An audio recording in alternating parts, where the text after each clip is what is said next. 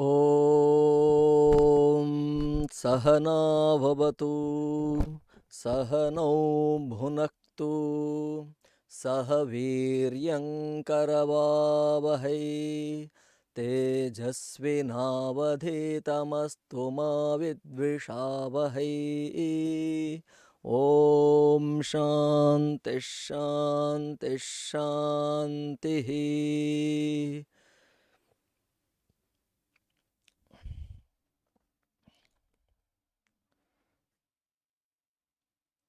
Dear students,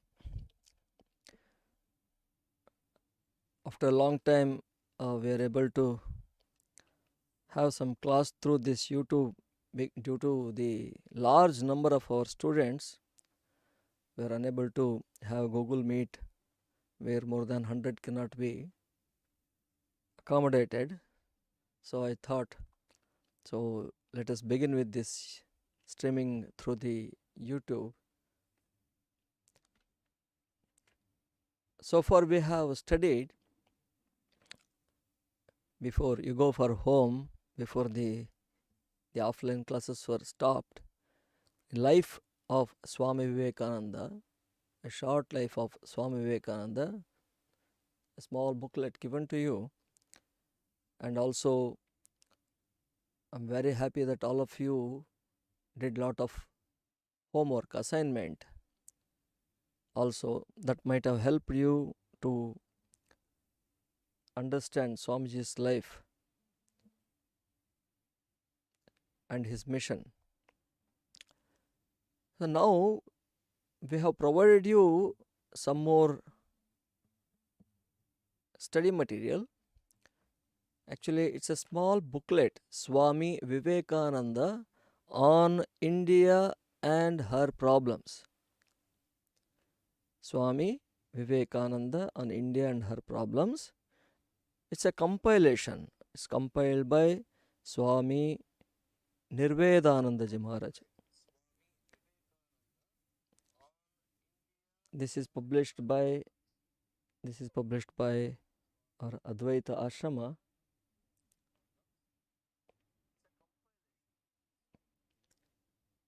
Compilation means what? So Swami Vivekananda's works, like his lectures, his writings, all are collected. They are 8 to 9 volumes. Now it's 9 volume. It started with 5 volumes, then it went up to 7, and then 8. So some more may come in future.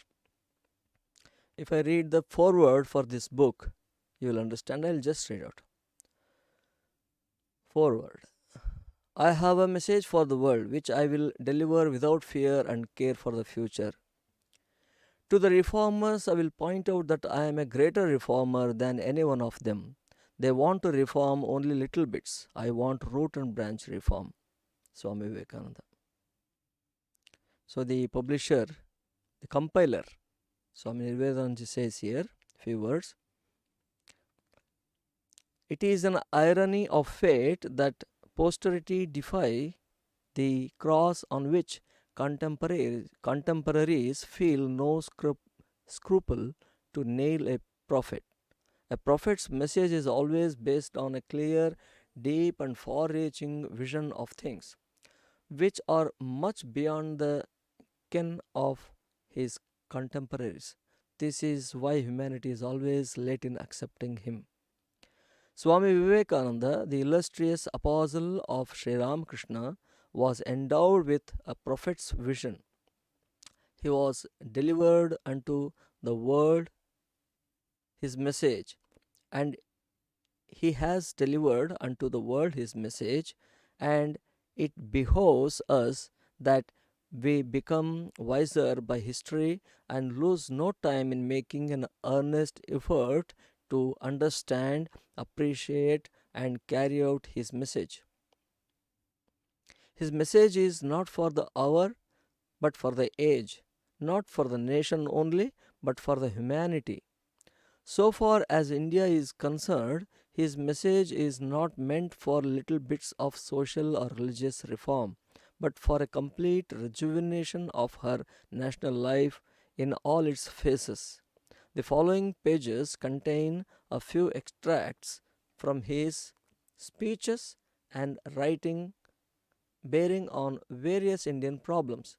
The gleanings have been made from the complete works of Swami Vivekananda, published by the Advaita Ashrama, Mayavati, and arranged to form a number of topics regarding India and her problems. So, Swamiji, we all know by this time, after studying briefly a short life of Swami Vivekananda, a short life sketch of Swami Vivekananda, we all understood his love for this nation and the humanity. Swamiji, before going to the west, he traveled to the length and breadth of India, and he understood, experienced the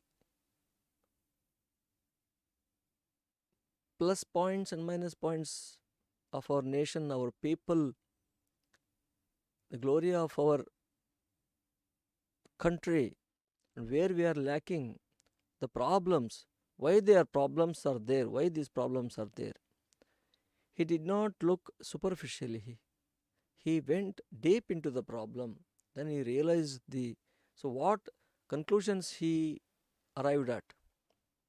So we all know that at the rock of Kanyakumari, he sat there and meditated, contemplated on India and her problems and how to solve them. He did not just thought and he gave lectures on the problems of India, but he started deeply thinking about how can I solve this problem? How can I lift my people from this agony, from these problems, from this suffering? That was his problem was that now. His problem is the whole country's problem was his problem now. So he decided that unless you go and hit the outside India, our people will not listen. Unless you go and preach the people about the glory and the grandness of the greatness of this country, the spiritual gems that this country is possessing, our people, our own people will not realize how great they are. They had forgotten their greatness, their glory. Living in the slavery for so many centuries, they had forgotten. So Swamiji wanted to bring back that glory. He wanted to rejuvenate India. He wanted the branch to root reformation, or root to branch reformation, not a superficial reformation. So, this small booklet, I hope you have been provided with the PDFs chapter wise. So, in that first chapter, so the book's name is, this is a compiled work as I told you. So, Swami Vivekananda's various lectures and from his writings, the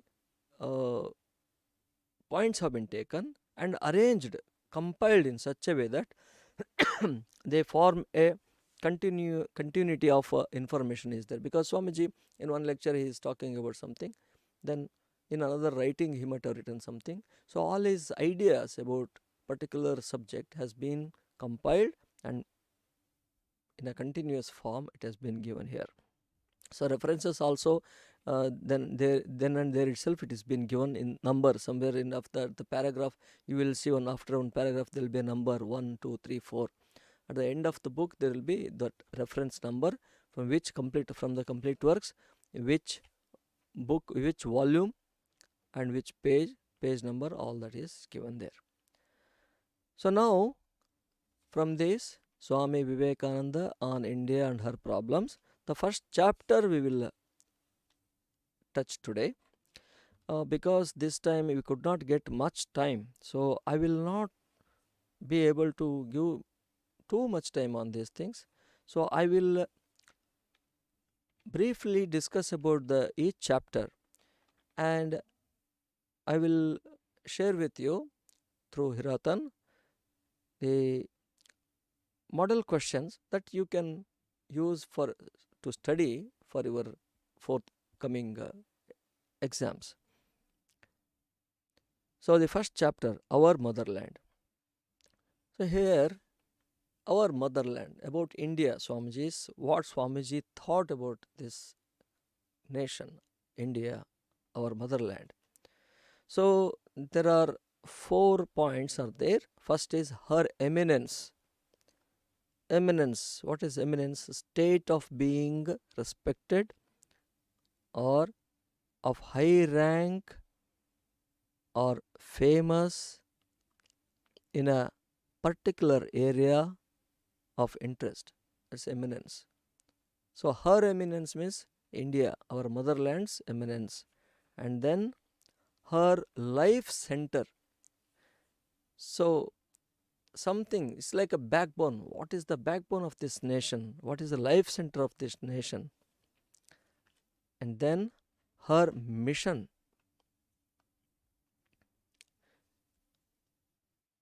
Every nation has some mission. So India. So what is her mission? And then her future. So these are the 4 important areas that are covered in this chapter. So now, so our motherland. So in the first point itself, Swamiji calls India as a Punya Bhumi, the holy land. He says if there is any land on this earth that can lay claim to the blessed Punya Bhumi, holy land, to be the land to which all souls on this earth must come to account for karma, the land to which every soul that is wending its way Godward must come to retain its last home, the land where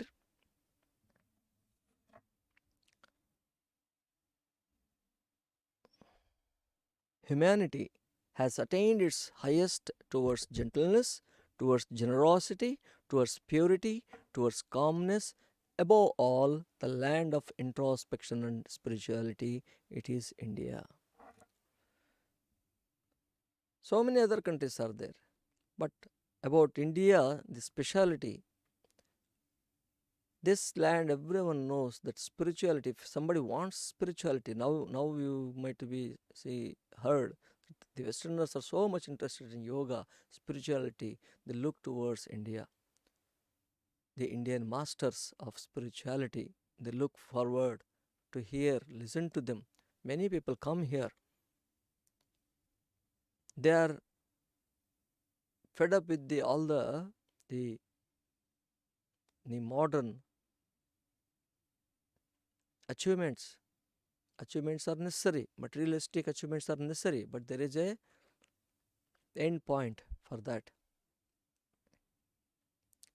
The ultimate satisfaction cannot be obtained by material prosperity alone, though it is necessary. We all need the material prosperity. Swamiji was never against material prosperity. Rather, he said that we should learn the material science, the science to improve our materialistic prosperity from the West. We should learn from them, and in return we should teach them the spirituality. We should not be just beggars, we should be givers, give and take. Let us take from them the science and technology and let us give them the spirituality. So here the India, so what is your greatness? What is your country's greatness? It is spirituality. So all the souls that they want to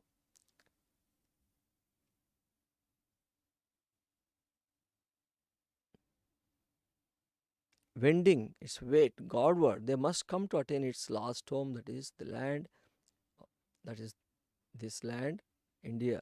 It's a Punya Bhumi. That's why he calls it a Punya Bhumi. So now, our sacred motherland is a land of religion and philosophy, the birthplace of spiritual giants, the land of renunciation, where and where alone, from the most ancient to the most modern times, there has been the highest ideal of life open to man. This land is There's no need to tell anybody. Everyone knows this land is the land of spiritual giants and land of renunciation. Every state, every town, every city, every village in our country has one or the other saint, saintly person, holy person. We don't care in our country.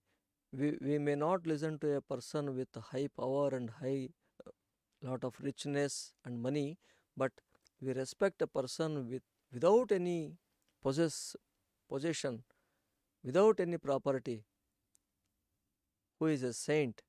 If even if we do not have clothes to wear, we respect them. That is the speciality of this country. And this land, we all know that this is the one country which has been invaded by others more than any country. This it is the same India which has withstood the shocks of centuries, of hundreds of foreign invasions, of hundreds of upheavals of manners and customs. It is the same land which stands firmer than any rock in the world, with its undying vigor, indestructible life. Its life is of the same nature as of the soul, without beginning and without end, immortal, and we are the children of such a country. Actually, we call Atman as the immortal. There is Adi Antahina. There is no beginning, there is no end for the Atman. It's always there, ever unchanging. So, similarly, Swamiji is comparing this nation also like that. Because this nation has been holding on to such an ideal of the Atman. So it is holding on to spirituality. So all whatever the externally whatever changes are being happening, taking place, but again this nation is of the same nature. You may see the externally lot of influence of the Western culture, many changes externally in your dress code, in your many other things, your habits, the external habits, even the customs might have, there you may see some changes, but in your heart of your hearts, you are all that the children of that immortal bliss. You have that spiritual tint in your blood. It's there running in your blood. Here activity prevailed, even Greece did not exist. Okay, when if you come to the materialistic development, you want a material development, the external, the what the people, the world which has achieved, the civilization. There also we are not the last ones. We here the activity prevailed in this country when even Greece did not exist, when Rome was not thought of, when the very fathers of modern Europeans lived in the forests and painted themselves blue. Even earlier, when history has no record and tradition dares not peer into the gloom of that intense past, even from then until now, ideas after ideas have marched out from here, from her. But every word has been spoken with a blessing behind it and peace before it. It's not just spirituality, but even the civilization, whatever the external things which achievements are there. So in that also, all that activity prevailed in this nation before, even before the Greece did not exist. That time even Greece was not existing. Rome was not thought about. And forget about these Europeans. They were all painting themselves and they were hunting in the forest. That means they were not at all civilized enough. The so-called the what civilization you think you call the cities and towns.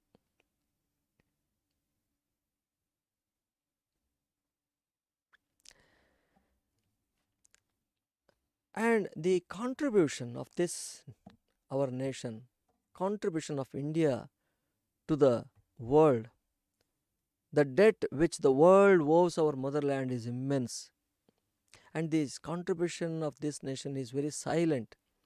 And how Swamiji here comparison, see how he compares that contribution. Taking country with country. First it starts with this paragraph, the debt which the world owes to our motherland is immense. Taking country by with country, there is not one race. There is not one race on this earth to which the world vows so much as to the patient Hindu, the mild Hindu. Like the gentle dew that falls unseen and unheard and yet brings into blossom the fairest of roses, has been the contribution of India to the thought of the world. Silent, unperceived, yet omnipotent in its effect. It has revolutionized the thought of the world, yet nobody knows when it did so. Just like in the morning, the roses are bloomed, and it is said that it is because of the the the dew, the gentle dew that falls on the roses that helps in the roses to bloom. But we can't see it. It is unseen. Very early in the morning it is fallen. So it's unseen. So just similarly, the contribution of our motherland to the world is like this. The contribution of India to the thought of the world is of that nature. Silent, unperceived, yet omnipotent.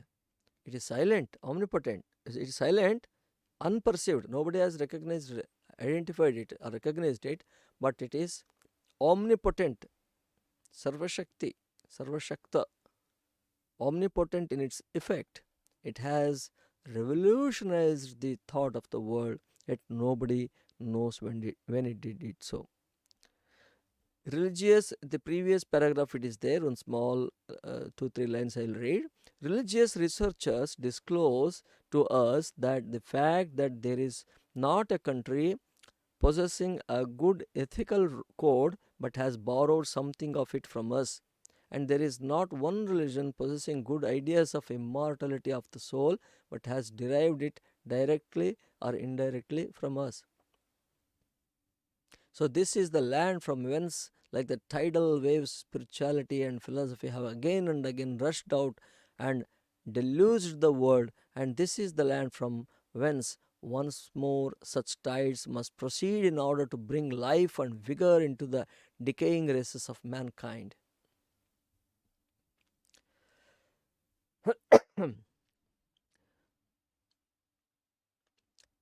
In ancient times and in modern times, great ideas have been spread in the world, emanated in from the strong and great races. But how it is done? It is done through the force, through the sword, by the power of the muscles and by the power of the sword. And it cost many lives. Many people died. Many became widows. The children became orphan. But India was never like that. India's the contribution is peace. It never tried to invade others. So, we of all nations of the world have never been a conquering race, and that blessing is on our head, and therefore we live. This is one point why we still live with all these invasions. Why we said this country, just like Atman is immortal, we never tried to invade other countries. Though others invaded us, almost destroyed us, we again rose like a phoenix bird. We again rose again and again, again and again. From the ashes we rose. Our temples are smashed to ground, but again they were rose. The culture could not be destroyed. Spirituality, the religion could not be taken away from this land or these people.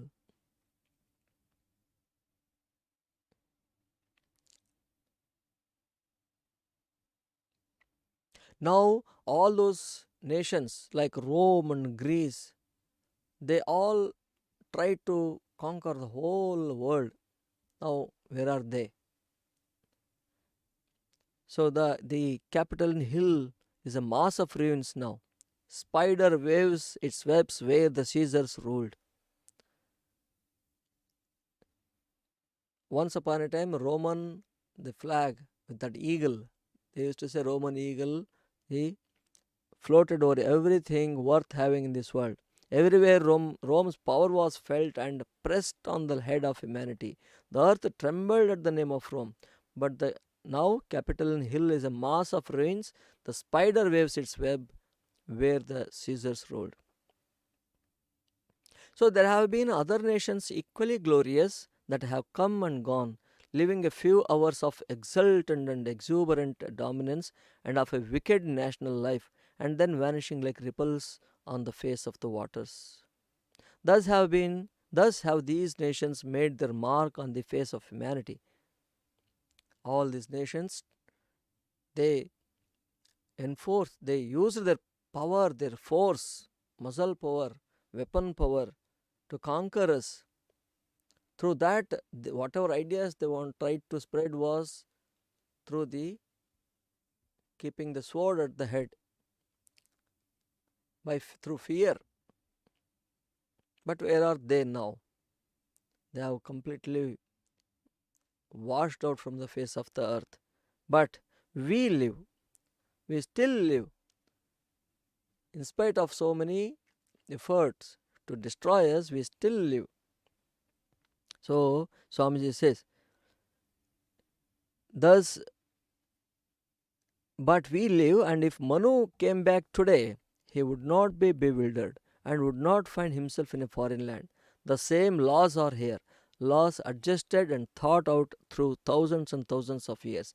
Customs, the outcome of acumen of ages and the experience of centuries that seem to be eternal, and as the days go by, as blows after blow of misfortune has been delivered upon them, such blows seem to have served one purpose only, that of making them stronger and more constant.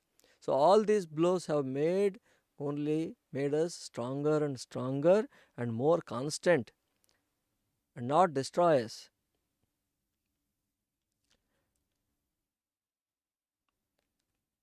So in other countries, like European countries and all, the greatest kings, they try to talk about the descendant, the descents, like descent, like their ancestors were robbers, the robber barons living in old castles who plundered the poor travelers. They were so very uh, proud. They were very proud to say like that, we belong to that, their descent. But here in this country, the kings will talk about their ancestors as some sages who have nothing, who are naked sages who lived in forests. This is the land, semi-naked sages who had no proper cloth, semi-naked sages. That means poverty, poor. That means what? They did not bother about that. That's all.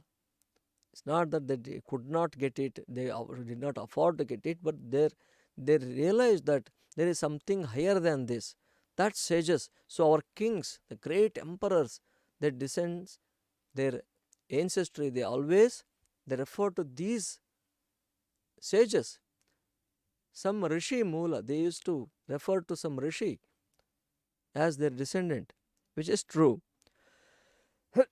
So Swamiji says here, did you ever hear of a country where the greatest kings tried to trace their descent not to kings, not to robber barons living in old castles who plundered poor travelers, but to semi-naked sages who lived in the forest? This is the land. I am one of the proudest men ever born, but let me tell you frankly, it is not for myself, but on account of my ancestry. The more I have studied the past, the more I have looked back, more and more has this pride come to me, and it has given me the strength and courage of conviction, raised me up from the dust of the earth, and set me working out that great plan led out by those great ancestors of ours. Children of those ancient Aryans, through the grace of the Lord, may you have the same pride. May that faith in your ancestors come into your blood. May it become a part and parcel of your lives. May it work towards the salvation of the world. Here is the life giving water with which must be quenched the burning fire of materialism, which is burning the core of the hearts of millions in other lands. So, this is about the eminence, the greatness, the significance of our motherland. So, now her life center. What is life center? Let's see. Each nation has its own part to play. Every nation has its part to play. And naturally, each nation has its own peculiarity and individuality with which it is born. Each represents, as it were, one particular note in this harmony of nations, and this is its very life, its vitality. In it is the backbone, the foundation, and the bedrock of the national life. In one nation, political power is the vitality, as in England, artistic life in another, and so on. I have seen that I cannot preach even religion to Americans without showing them its practical effect on social life. I could not preach religion in England without showing the wonderful political changes the Vedanta would bring. So Swamiji is talking about life center of any nation. See, every individuals have peculiarity. So the all the individuals put together is a nation. So now, so like that, each nation has its own part to play, and naturally, each nation has its own peculiarity and individuality with which it is born. It's accumulated nature, quality, characteristic, we can say. So, so each represents, as it were, one particular note in this harmony of nations, and this is its very life, its vitality. And in it is the backbone, the foundation, and the bedrock of the national life. For example, for America, the social life, society is very important. It is his life center. For England, politic, political life, political power, its vitality. We have seen that how the political power manifested in England and spread throughout the world. And in America, we see the social life, society, how wonderful it is. It's very important for them. They think anything, whenever they think anything, they will think from the society point of view. They have very good society, strong, well organized society they have. So, in some other country, it may be art, so it may be something. So, Swamiji says, if so important is the life center of that individual nations, for example, in England, Swamiji says when he was in England and America, so if he had to teach the Americans Vedanta, he has to make them understand or convince that how it is going to influence on the society. And to the Europeans, in England, he has to tell them how it is going to improve their political power, political life. Then they will get interested. So, but here in this blessed land, the foundation, the backbone, the life center is religion and religion alone. But in this country, the life center is religion alone. In India, religious life forms the center, the keynote of the whole music of national life.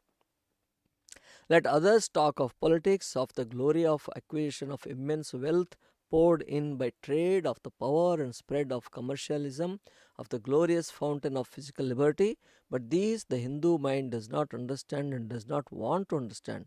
touch him on spirituality, on religion, on God, on the soul, on the infinite, on spiritual freedom, and I assure you the lowest peasant in India is better informed on these subjects than many a so called philosopher in other lands.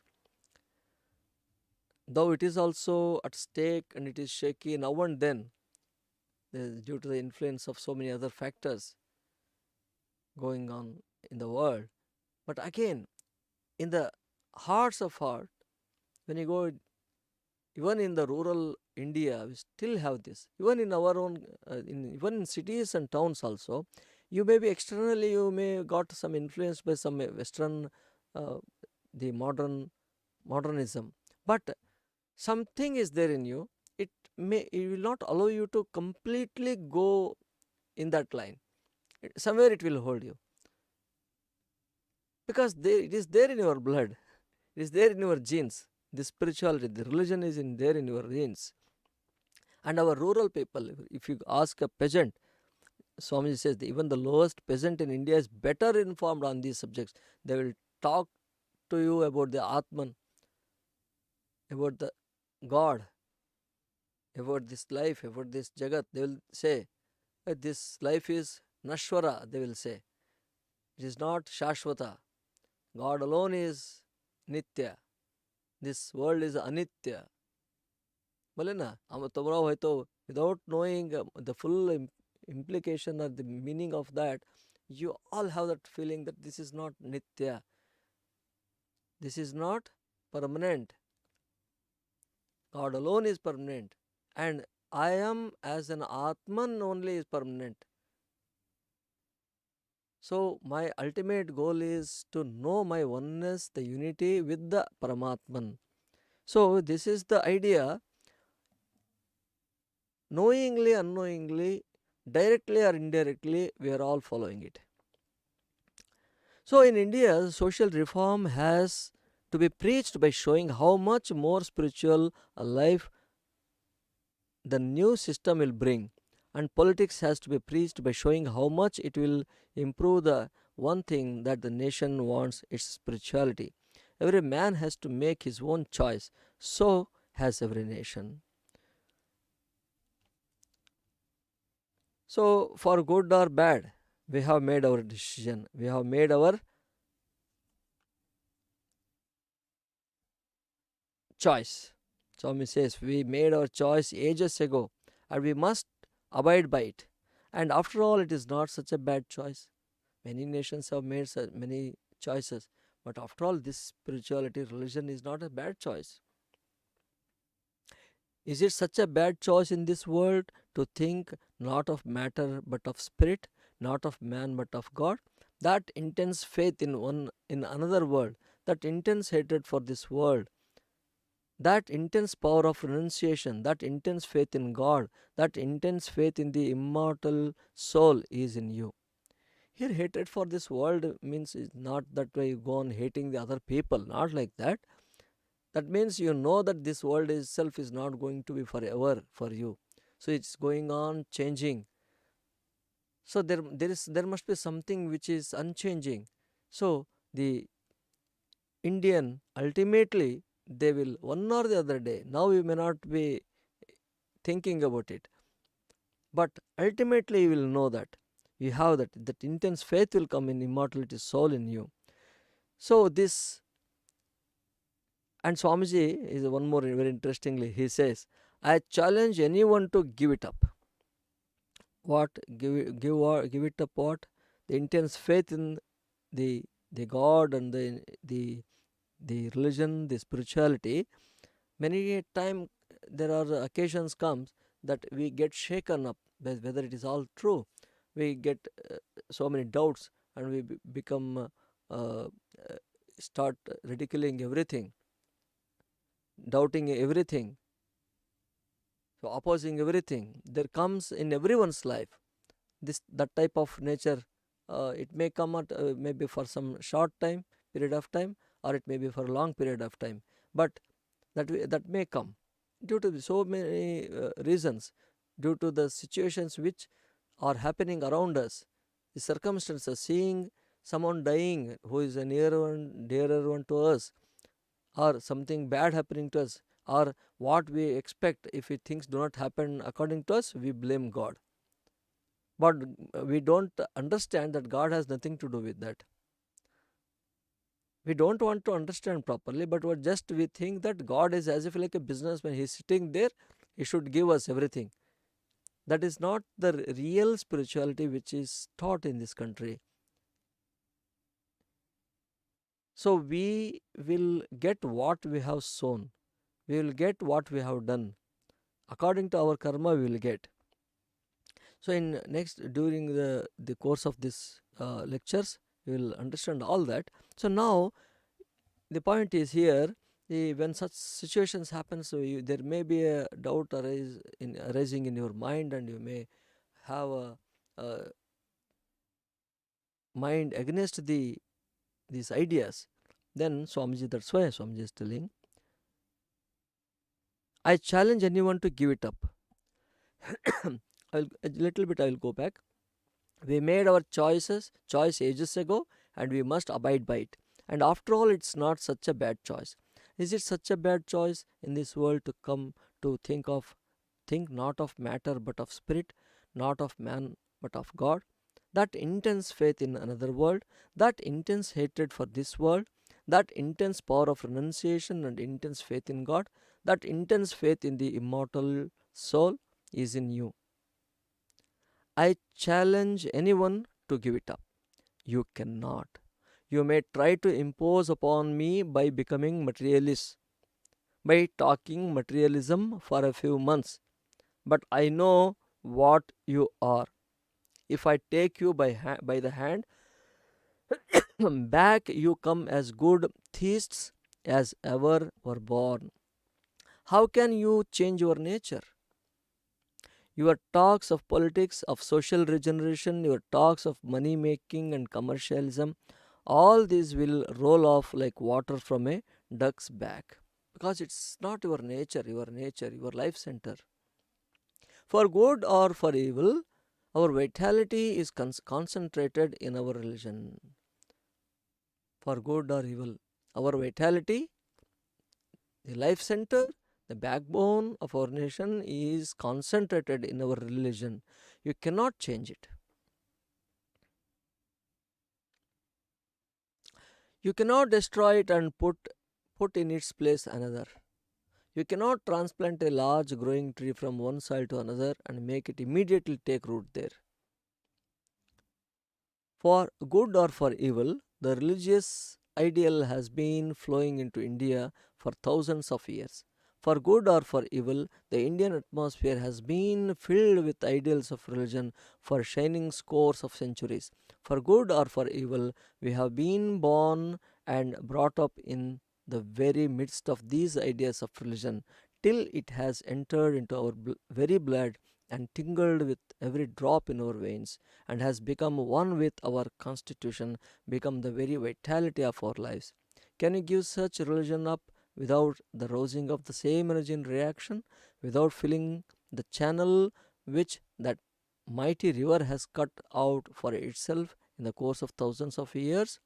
Do you want that the Ganga should go back to its icy bed and begin a new course?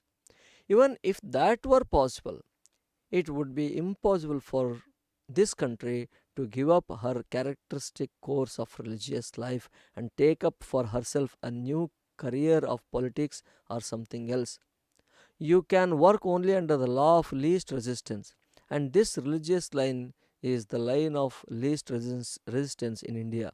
This is the line of life, this is the line of growth, and this is the line of well being in India, to follow the track of religion. People have tried. You may try again, or anyone may try again and again to follow our different lines of action to convert our country's life center, but it will be only futile. Swamiji says it's how much difficult it is. Even if you if you are able to revert the direction of Ganges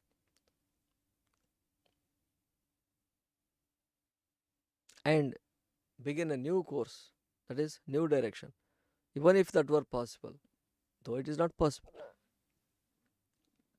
Just giving a comparison that how difficult it is to give up our this nature. To tell that is telling, even if you can do that, even if it were possible that Ganga, even if that were possible, it would be impossible for this country to give up her characteristic course of religious life and take up for herself a new career of politics or something else. People have tried and failed. That can be only part of the life, but cannot be the main.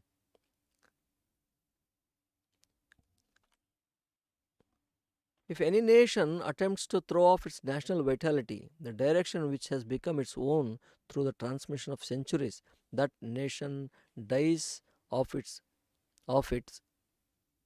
that nation dies if it succeeds in the attempt. For any chance, if that nation tries to throw off its national vitality and the direction which it has become its own through the transmission of centuries, so that nation will die if it succeeds in that attempt. And therefore, if you succeed in the attempt to throw off your religion and take up either politics or society or any other things as your center, as the vitality of your national life, the result will be that you will become extinct. Give it up and you will die. Death will be the only result, annihilation the only effect. The moment you step beyond that life current, the death is the only end. Religion and religion alone is the life of India. And when that goal India will and when that goes away, India will die. In spite of politics, in spite of social reforms, in spite of Kubera's wealth poured upon the head of every one of her children. So, is it mean that Swami Vivekananda is against the social development, the other materialistic development? So, Swamiji, that's why he cautions. No, I do not mean to say that other things are not necessary. Don't get confused here. Oh, Swamiji is here because it's Ramakrishna Mission, they are telling only religion, religion. No. This is the truth. Swami Vivekananda, by his own experience, he, as first-hand experience, he understood the vitality of the nation. What is the vitality of nation? It is religion. Every nation has its own life center, but for India it is religion. You need other things, but not at the cost of your life center. You should hold on to it and then take all other things. It is a central pole. So he says, I do not mean to say that other things are not necessary. I do not mean to say that political or social improvements are not necessary. But when what I mean is this, and what I want you to bear it in mind, that they are secondary here and that religion is primary. They are all secondary. They are all important, but they are secondary. It's like when you are eating, there will be one main dish and all other will be side dishes. So you cannot make the side dishes as the main dish. Similarly, what is your main this thing? Life current. What is the life center? It is religion. So hold on to it and then do all other things which are necessary for a proper living, a healthy living, a prosperous living. You should have that. Everything, all materialistic prosperity, let it be there. Let us grow, have a wonderful society. Let us have a wonderful political system. But you have everything. But if you give up your religion, then this nation will die. Because it is not your nature. It is not natural for you. That's what Swamiji means. So, they are all secondary, but religion is primary.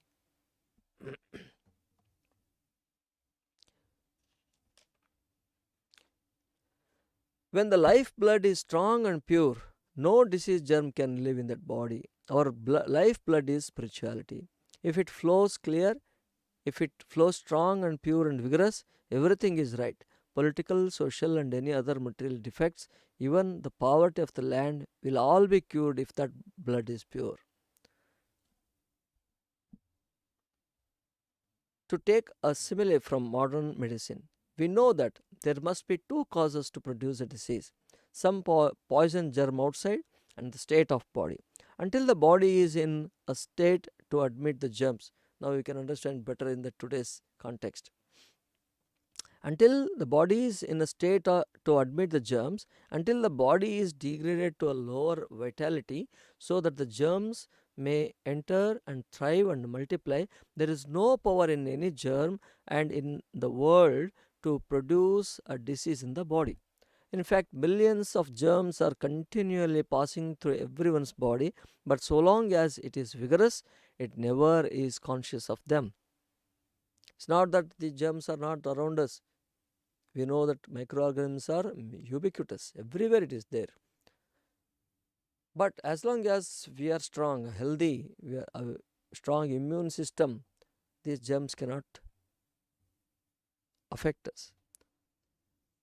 So Swamiji is giving this example. So in fact, millions of germs are continually passing through everyone's body, but so long as it is vigorous, the body is vigorous, it is never conscious of them. It is only when the body is weak that these germs take possession of it and produce disease. Just so with the national life. It is when the national body is weak that all sorts of disease germs in the political state of the race or in social state, in its educational or intellectual state, crowd into the system and produce disease. To remedy it, therefore, we must go to the root of this disease and cleanse the blood of all impurities. The one tendency will be to strengthen the man, to make the blood pure, the body vigorous, so that it will be able to resist and throw off all external poisons. We have seen that our vigor, our strength, nay, our national life is in our religion. That is the life of our race, and that must be strengthened. Swamiji says that it was the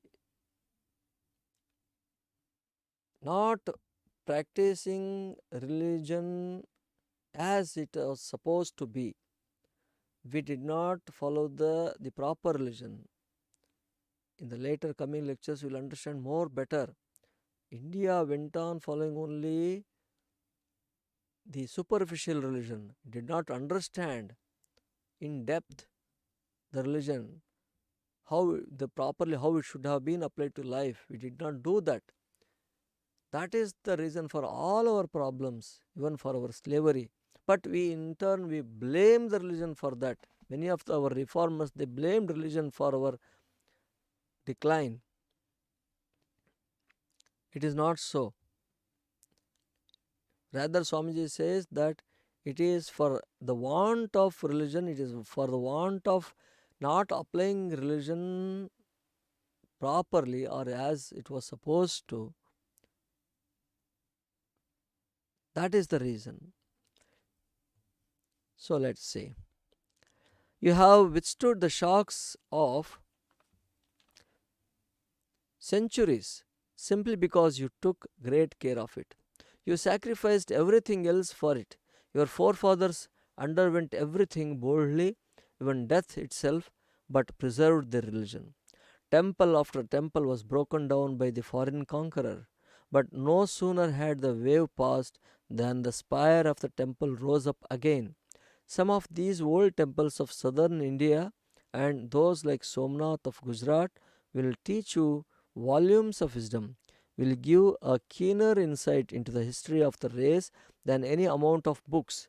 Mark how these temples bear the marks of hundred attacks and 100 regenerations, continually destroyed and continually springing up out of the ruins, rejuvenated and strong as ever.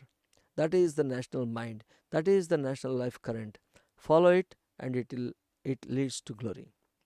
The Indian mind is first religious, then anything else. So this is to be strengthened. You must make all and everything work through that vitality of your religion. Let all your nerves vibrate through the backbone of your religion. The national ideals of India are renunciation and service. So, the national ideals of India are the twin ideal. The twin national ideals of India are renunciation and service. त्याग वो सेवा. स्वामी जी बार बार এটা বললেন, त्याग वो सेवा, renunciation and service. Intensify her in those channels, and the rest will take care of itself. The banner of the spiritual cannot be raised too high in this country. In it alone is salvation. The Indian nation cannot be killed. Deathless it stands, and it will stand so long as that spirit shall remain as the will remain as the background. So long as her people do not give up their spirituality, beggars they may remain, poor and poverty stricken, dirt and squalor may surround them, perhaps throughout all time. But let them not give up their God. Let them not forget that they are the children of sages. So, this is this portion that is about the life center of our motherland. So, next is the other two portions are there, that is her mission and her future. So, this we will take up in the next class whenever it is possible. And we are today, this evening, I have called a meeting of all our faculty. So, we are going to discuss about the beginning of the physical classes and all. Your faculty, whoever the heads or the somebody who are coordinating with you, course coordinators will inform you. The heads of the departments will inform you. So today, even this evening, 5:30, I am going to have a meeting with all the faculty. So maybe we are thinking, maybe from the next week, there may be physical classes we may start, not because as government said immediately from 3rd it may be difficult, as many of you are in a faraway places, so you need to have some time. So be mentally prepared. But anyway, ultimately, because after discussing the pros and cons with all the faculty, I will come to arrive at some decision. Today only I have called a meeting, so they will all individually they will inform you. So hope all of you are keeping well, in a good health and a good mental and physical health condition. Though, and I think you are all again interested to come back. So let's see, let's hope everything goes on well, and take care of yourself, and have mentally be prepared to get any information any moment. Maybe by tomorrow or by tonight or tomorrow you may get some information, so you need not worry too much, but mentally be prepared. We are thinking maybe next Monday or Tuesday we may begin physical classes. We may begin, I'm telling, only after the meeting. I'm just leaking the information to you. Okay, now I'll stop here. So we'll see, and I will send the model questions for all these 3-4 chapters which we are going to cover from this book. So you just study them so that you can be prepared, well prepared for your coming exams. Okay, thank you. Om Shanti Shanti Shanti Hari Om Tat Sat. Shri Ramakrishna Arpanamastu.